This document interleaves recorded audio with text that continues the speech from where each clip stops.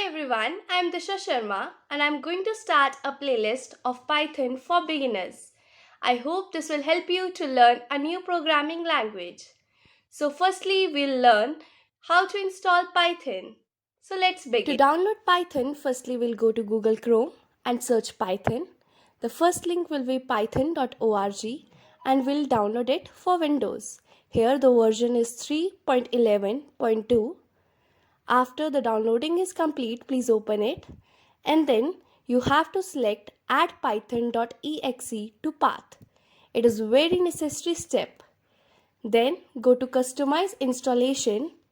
Here there is documentation, pip, ideally Python test suite and PyLauncher.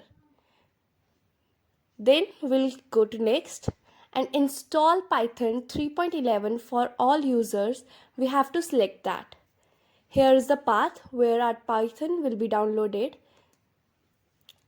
After it, the Python will be start to installing. Here, the installation is successful. After the installation, we'll search ideally. Here we have it. And then we'll search Python. Here we also have it. Then we'll go to command prompt and then to check whether the Python is installed successfully or not and its version, we will type python space hyphen version. Here we have its version Python 3.11.2 and we know that it is successfully installed. Then we'll go to idly. Here, when it opens, we'll write our first Python program.